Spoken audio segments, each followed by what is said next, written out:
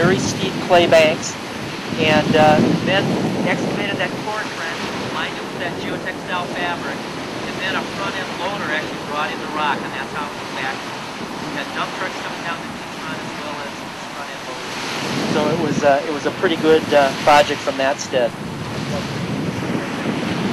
It's yeah, a lot of quality.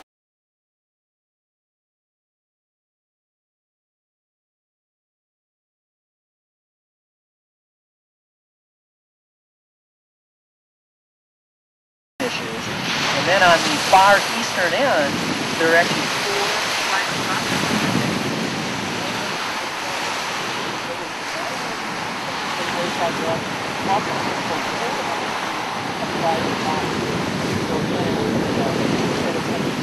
Public-private convention. This actually gets a lot of, so when you actually got the rock, it's dedicated to rock, it's like kind of project, so the whole thing it may have been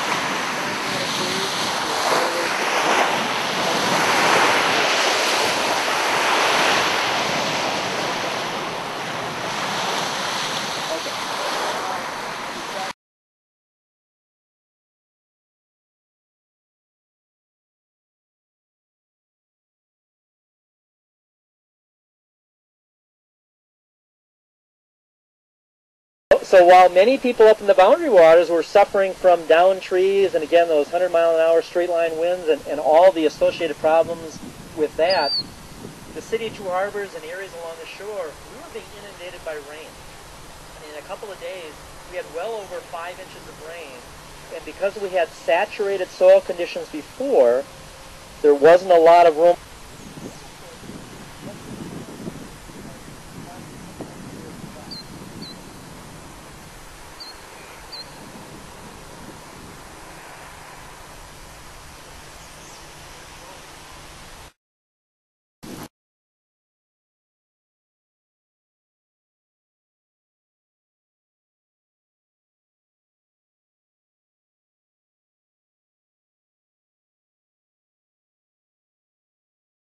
You can see that this basin, the one that's just behind me, is a little bit further out into the upper reaches of the watershed.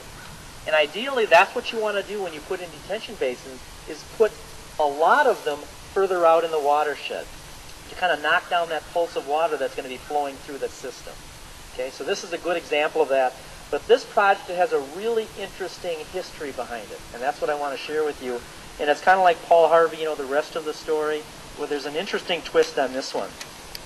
I mentioned at the, you can see that it looks like the water was higher here more recently. And actually one of the issues with this site is there's so much wood debris further up in the water.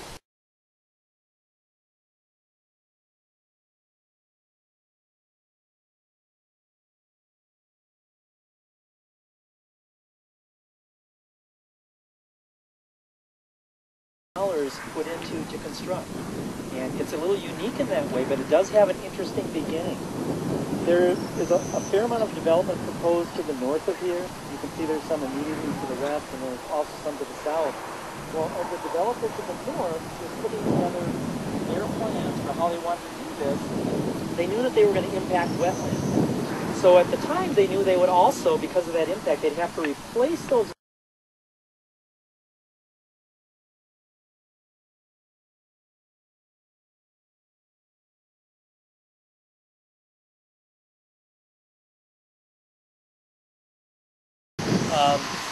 guardrail there. So it was a very serious situation from a public safety standpoint for people driving the alley, as well as massive amounts of erosion that occurred right here in front of me. We estimate it was about 108 tons per year that was flowing down from this point into Lake Superior.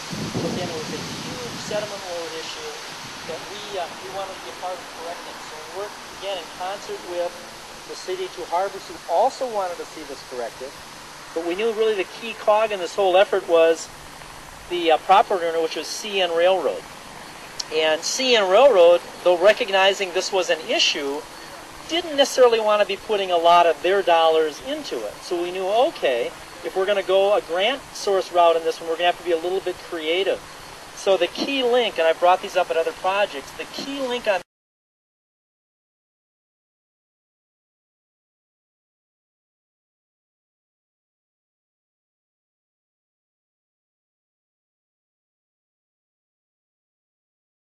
one's kind of to start off. I'm going to get some background and stuff after a while here from Walt and from some others, but what I want to do first here is just kind of have you look around for a minute or two here and see if you can see what kind of erosion work has already been done here, yet it's art here, and try to point out some things or look for things that you see, work that has been done, or considerations that some of the other sites, and let me know what comes to mind. So just take a second here. Can I tell you what was done wrong? All the trees clear cut down along the shore. Yeah. That's the first thing. That right? was bad. Did they get a fine? Is that fine then at that time? Or that's when the enforcement action happened? Yeah, we'll Yeah. ask Walt about that. Yeah. I'll rate that one. Something to look forward to. Not bad. Well, you're standing on your typical non-conforming grandfathered lot, which we don't make anymore, but there's a good number of them on the lake and along Highway 61. And they are what they are, and you can't go backwards and recreate them. So I've been on this lot at least 3 times with 3 different potential buyers in the last 7 years. Not specifically about this site, but I'm curious if your TEP has had to deal with perched wetland on the top of an eroding clay bluff, where the last thing you want is something there holding water. We've not dealt with that as a technical evaluation I've seen panel. it, but I don't think we've dealt with it. But that's actually one of the other issues, is whenever you have moisture on the top of a slope, whether it's an on-site sewage treatment system that's discharging 300 gallons a day of moisture, that's lubricating that bank, making it heavier. If there's any tendency for it to slip on a fracture plane, that's going to accelerate it. That doesn't come into play here at this point, but you're right, on many sites that's an issue.